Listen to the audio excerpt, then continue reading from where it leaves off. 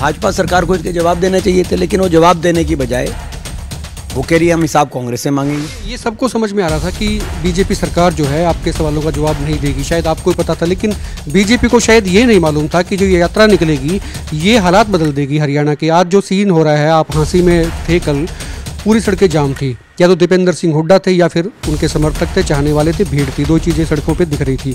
इस माहौल की उम्मीद नहीं थी किसी को कि ये माहौल बदल जाएगा। आपको पहले से थी ये उम्मीद? अंदाजा मुझे पहले भी हो गया था, आपको भी हो गया। वो लोकसभा चुनाव नायब सिंह सैनी कहते हैं दरवाजे खोल दिए उन्होंने 24 घंटे भी, अब 24 घंटे आप आ सकते हैं, मतलब तो इसका मतलब पहले बंद थे। ऑब्वियसली तो ये खुद ही वो मान रहे हैं कि पहले उनके फर्क पड़ेगा। उनके जो अभी घोषणाएं हैं उनमें आप ये मान के चलें कि वो पहले ही बता रहे हैं कि भाई पहले क्या उनकी कमी हुई। चुनाव के वक्त जो घोषणाएं और जो वायदे हो रहे हैं, तो इससे कोई फायदा मिलता हो नजर आता है आपको? सरकार फायदा लेने की कोशिश कर रही है कि उनको फायदा मिलेगा? भाई अब लोग ये तो हमारी कॉपी कर रहे हैं, जो बातें अभी इनको समझ में आ गई हमारी बातें ठीक थी और हमारी हर बात कॉपी कर रहे हैं। ये कहा जाता है कि भी हुड्डा साहब ने एक एक करके सारे तमाम लोगों को जो पार्टी में उनका विरोध करते थे, खिलाफत करते थे, ठिकाने लगा दिया। अब सिर्फ हुड्डा साहब की चलेगी और पार्टी भी भरोसा करती है, केंद्रीय नेतृत्व जो है कांग्रेस का वो हुड्डा साहब पे भरोसा करता है। उनको लगता है कि भी इनको अब फुली फ्री हैंड दे देंगे। देख रहा हूँ आपकी यात्राएं जहाँ भी जा रही हैं, तो यात्रा के बाद में भी जो है आपसे तमाम नेता मिलते हैं, मुलाकात करते हैं, अलग अलग से भी चाहते हैं कि दीपेंद्र जी से अलग मिला जाए। उनको लगता है कि टिकट का रास्ता यहीं से है और वो टिकट की चाह रखने वाले हैं, क्योंकि टिकटार्थियों की जो है कांग्रेस में बहुत लंबी लाइन है। उनको लगता है कि राज आ सकता है कांग्रेस का, तो इसीलिए है कि वो काफ़ी सारे लोग जो हैं दूसरी पार्टी से भी आ रहे हैं और आपकी पार्टी में पहले से भी हैं, तो टिकटार्थियों की लंबी लाइन है। क्राइटेरिया क्या रहेगा? नमस्कार, हिकमत पोस्ट में आपका बहुत बहुत स्वागत। मैं सर्वेश कुकरा हूँ। मेरे साथ दीपेंद्र सिंह हुड्डा है, सांसद हैं, कांग्रेस के बड़े नेता हैं और लोग तो ये भी कह रहे हैं कि आने वाले मुख्यमंत्री हो सकते हैं हरियाणा के। लेकिन आज बात करेंगे हरियाणा मांगे हिसाब पर। एक यात्रा चल रही है, दीपेंद्र सिंह हुड्डा इस यात्रा को लीड कर रहे हैं और हजारों की संख्या में लोग जो हैं इनके साथ में नए भी जुड़ रहे हैं, पुराने घर से बाहर निकल रहे हैं, माहौल बदल रहा है। दीपेंद्र जी, ये आइडिया कहाँ से आता है कि हरियाणा हिसाब मांगेगा और दीपेंद्र सिंह हुड्डा इस नाम को लेकर, स्लोगन को लेकर सड़कों पर निकलेंगे और जन सैलाब आ जाएगा? बीजेपी को समझ नहीं आ रहा है कि चीज़ क्या हो रही है। हिसाब मांगने की बात हो रही थी, लेकिन ये तो चीज़ें कन्वर्ट हो रही हैं। उनको लगता है कि चुनाव में जो है इसका फ़ायदा कांग्रेस को बहुत होने वाला है। देखिए, मैं समझता हूँ कि 10 साल हो गए इस सरकार को और आज 10 साल के बाद हरियाणा की जो दुर्दशा है उसके लिए जिम्मेदार भारतीय जनता पार्टी है। जो हरियाणा विकास खुशहाली का प्रतीक प्रदेश था, आज वो हरियाणा देश में सबसे आगे है, बेरोजगारी में सबसे आगे है, अपराध में सबसे आगे है, नशे में पंजाब से आगे निकल गया है नशे में, और सबसे आगे है हर वर्ग के साथ अन्याय में। आज गरीब दुखी है, किसान दुखी है, हर वर्ग दुखी। ऐसे में 10 साल के इनके कुशासन का हिसाब तो मांगना पड़ेगा और अब 15 प्रश्न हमने भारतीय जनता पार्टी की सरकार से मांगे आज से लगभग 10 दिन पहले। 15 प्रश्नों के माध्यम से कि इन प्रश्नों का जवाब दे भाजपा। देश में सबसे ज़्यादा बेरोजगारी हरियाणा में क्यों है? देश में सबसे ज़्यादा वैट, यानी कि पहले जो 8% वैट होता था अब 17%। देश में सबसे ज़्यादा महंगाई, सबसे महंगा डीजल पेट्रोल रसोई गैस हरियाणा में क्यों है? देश में सबसे ज़्यादा अपराध हरियाणा में क्यों है? नशे में पंजाब से आगे क्यों बढ़ गया हरियाणा? क्यों विकास की एक भी बड़ी परियोजना हरियाणा में नहीं आ पाई? क्यों गरीब की सारी योजनाएं बंद हो गई? 100 गज के प्लॉट की योजना थी, गरीब की पानी की पीने की टंकी टूटी की योजना थी, गरीब की वजीफ़े की योजना थी, सारी योजनाएं, सारी स्कीम्स क्यों बंद कर दी गई? क्यों किसान पे इतना अत्याचार हुआ? 750 किसानों की जानें गई। क्यों हर वर्ग को धरना देना पड़ा इस सरकार में? चाहे वो छोटे छोटे स्कूल के बच्चे हों, 500 स्कूलों में धरने चले आपने देखा, चाहे हमारी बेटियों जिनको जंतर मंतर पे घसीटा गया, चाहे वो कर्मचारी हों, चाहे शिक्षक हों, चाहे सरपंच हों, चाहे आड़ती हों, हर वर्ग को क्यों धरने देने पड़े और हर वर्ग पे क्यों लाठियाँ बरसाई गई? क्यों हरियाणा में पक्की नौकरियां समाप्त करके कच्ची नौकरी का सिस्टम लाया गया? और कौशल निगम की बात हो, बाकी अन्य अग्निवीर की योजना की बात हो, पक्की नौकरियां क्यों समाप्त करती गई? और जो कौशल निगम में कच्ची भर्तियां हैं वो बिना आरक्षण, बिना जो है ओबीसी समाज, एससी समाज के जो संवैधानिक अधिकार हैं उनको छीना गया।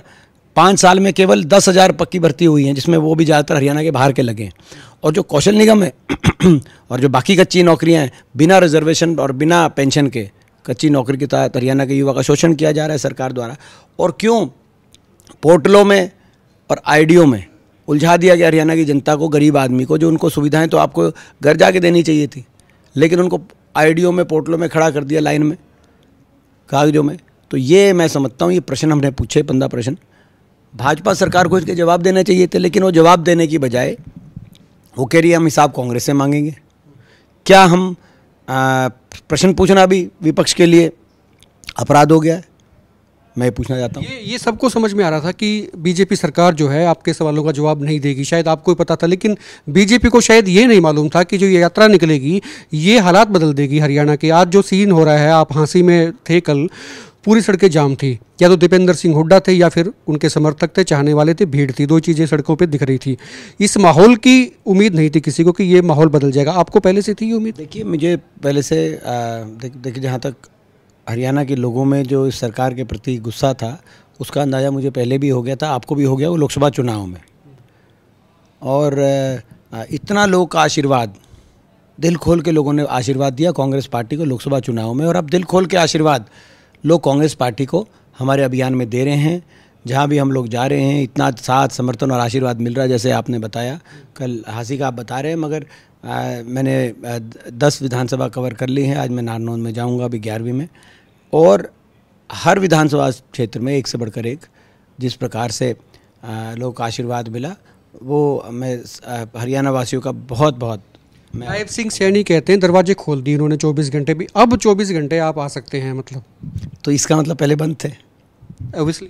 तो ये खुद ही वो मान रहे हैं कि पहले उनके क्या फ़र्क पड़ेगा? उनके जो अभी घोषणाएं हैं उनमें आप वो ये मान के चलें कि वो पहले ही बता रहे हैं कि भाई पहले क्या उनकी कमी रही थी। मैं आप बताता हूँ एक दो बातें कि अब कह रहे अब दरवाजे खोलेंगे, यानी कि 10 साल बंद थे।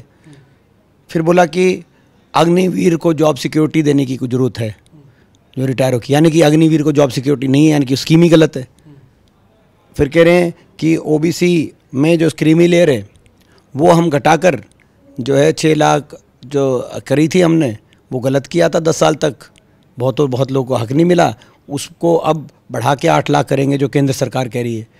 तो 10 साल से हरियाणा अकेला प्रदेश है, मैं बता दूं, जहाँ 6 लाख है, बाकी हर जगह हर प्रदेश में ये 8 लाख है, हर केंद्र सरकार में भी 8 लाख। तो अब कह रहे हैं अब तो कोई नौकरी नहीं निकलनी, अब तो कोई नौकरी नहीं निकलनी इस महीने। तो 10 साल में जो लगे उनमें ओबीसी समाज के बहुत लोग बच्चों का अधिकार छीनने का काम किया गया। ये इसके अंदर कृषि आय और जो सैलरी वाला है वो कंपोनेंट भी हरियाणा में ही जुड़ता था और कहीं नहीं। तो यानी कि कृषि की आय जोड़कर और आपने 6 लाख कर दिया, और तो यहाँ हरियाणा के अलावा कहीं देश में नहीं है। तो ओबीसी समाज के बहुत बच्चों का अधिकार आपने 10 साल तक मारा, और अब जाके आप कह रहे हैं कि हम अब 8 लाख करेंगे, जब कांग्रेस के घोषणा पत्र में आ चुका है 10 लाख। तो यानी कि मान रहे हैं कि 10 साल तक आपने लोगों के साथ, ओबीसी समाज के साथ एक छलावा किया। इसी प्रकार से आपने देखा होगा जो है ओबीसी समाज के लिए जो क्लास 1 क्लास 2 में हुड्डा सरकार में, कांग्रेस की पार्टी की सरकार में 10% से बढ़ाकर 15% आरक्षण किया गया था क्लास 1 क्लास 2 में, और उसमें BC A का अलग, BC B का अलग। पहली मर्तबा ये क्लास 1 क्लास 2 के अंदर व्यवस्था बनाई गई थी, और 10 साल से ओबीसी समाज को कहा गया कि इसको बढ़ाएंगे। 10 साल में नहीं बढ़ाया, सारी नौकरी वगैरह जो लगनी थी लगी इनकी सरकार में, 1% भी नहीं बढ़ाया। बीच में 1% बोला था खट्टर साहब ने कि भाई 15 से 16 करें। तो अब ये 10 साल के बाद अब ओबीसी समाज याद आया इनको। इसी प्रकार से 100 गज के प्लॉट की बात है जो SC समाज और BCA समाज के लिए 100 गज के प्लॉट की बात है। 10 साल तक एक भी परिवार को 100 गज का प्लॉट दिया ही नहीं।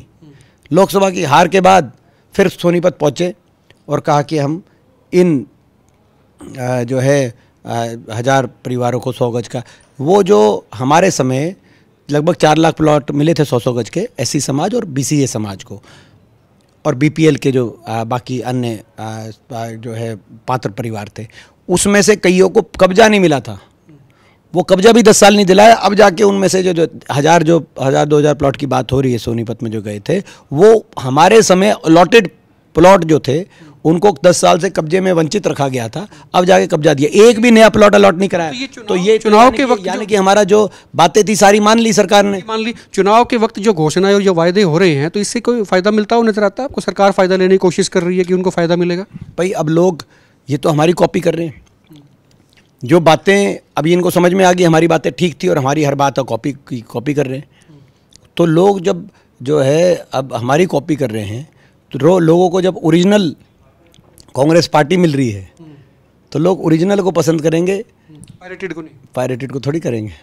दूसरी बात ये है कि ये कहा जाता है कि भी हुड्डा साहब ने एक एक करके सारे तमाम लोगों को जो पार्टी में उनका विरोध करते थे, खिलाफत करते थे, ठिकाने लगा दिया। अब सिर्फ हुड्डा साहब की चलेगी और पार्टी भी भरोसा करती है, केंद्रीय नेतृत्व जो है कांग्रेस का वो हुड्डा साहब पे भरोसा करता है। उनको लगता है कि भी इनको अब फुली फ्री हैंड दे देनी चाहिए। देखिए, मैं समझता हूँ कि कांग्रेस शीर्ष नेतृत्व का मैं धन्यवाद करता हूँ कि 2 साल पहले एक संगठनात्मक फैसला लेकर चौधरी उदय भान जी को प्रदेश अध्यक्ष के रूप में शीर्ष नेतृत्व ने जिम्मेदारी दी, जो कि एक धरातल से जुड़े हुए एक ज़मीनी नेता हैं और उन्होंने बड़ी जो है मेहनत से कांग्रेस पार्टी को आगे बढ़ाया, कार्यक्रमों को आगे बढ़ाया। नेता विपक्ष चौधरी उपेंद्र सिंह हुड्डा जी का सहयोग लेके वो आगे चले और सभी नेताओं का आज योगदान है कि हरियाणा में कांग्रेस पार्टी के पक्ष में जो आज लहर बनती जा रही है उसमें सभी नेताओं का योगदान है। मैं देख रहा हूँ आपकी यात्राएं जहाँ भी जा रही हैं तो यात्रा के बाद में भी जो है आपसे तमाम नेता मिलते हैं, मुलाकात करते हैं, अलग अलग से भी चाहते हैं कि दीपेंद्र जी से अलग मिला जाए।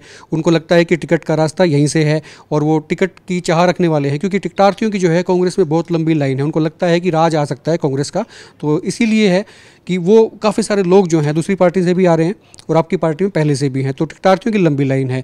क्राइटेरिया क्या रहेगा? टिकट तो खूब मांगते होंगे आपसे लोग आके भी हमको कंसिडर करें। कांग्रेस पार्टी का ये आखिरी प्रश्न ले लेते हैं, क्योंकि लोग कांग्रेस पार्टी का एक क्राइटेरिया है, एक प्रक्रिया है। राष्ट्रीय पार्टी हमारी अभी सबसे आवेदन मांगे गए हैं, सर्वे कराया जाएगा। AICC भी अपना सर्वे कराएगी, प्रदेश PCC भी अपना सर्वे कराती है। PCC वगैरह सर्वे करा के एक स्क्रीनिंग कमेटी होती है हमारी, उसके माध्यम से PCC नाम फाइनल नहीं करती, मगर स्क्रीनिंग कमेटी को अपने कुछ पैनल के नाम दे देती है सर्वे के आधार पर। अमूमन किसी सीट पे अगर जैसे उदाहरण के तौर पे अगर 15 लोगों ने अप्लाई किया तो PCC उसमें से 2, 4, 5 जो सर्वे में जो टॉप पे आएंगे वो सारे नाम दे देगी और उसके बाद वो स्क्रीनिंग कमेटी उसको जो हमारी पार्टी की सेंट्रल इलेक्शन कमेटी है CEC, उस तक लेके जाने में प्रयास रहता है स्क्रीनिंग कमेटी का कि उसको और फर्दर शॉर्टलिस्ट कर लिया जाए, या तो 1 नाम या 2 नाम।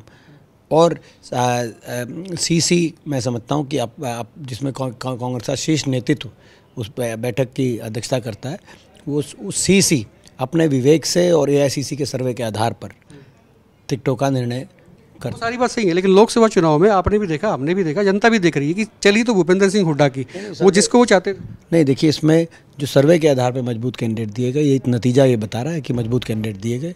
और इस बार भी हुड्डा साहब ने भी एक बात कही है कि जो सर्वे के आधार पे विनेबिलिटी का क्राइटेरिया में जो लोग आएंगे उन लोगों का प्रदेश की तरफ से जो है उन लोगों का नाम भिजवाया जाएगा जो सर्वे के आधार पर विनेबिलिटी के क्राइटेरिया में आएंगे। आखिरी सवाल ये, कितनी सीट कांग्रेस जिताऊ कैंडिडेट उतारने का प्रयास करेगी, ऐसा हमारा केंद्रीय नेतृत्व भी कह रहा है, हमारा प्रदेश नेतृत्व भी कह रहा है। कितनी सीटें आप मानते हैं कि कांग्रेस ले पाएगी? आखिरी सवाल। मुझे लगता है जितना भी आकलन होगा, किसी का भी, आपका भी जितना भी आकलन होगा, उससे ज़्यादा आएंगी, मेरा ऐसा मानना है।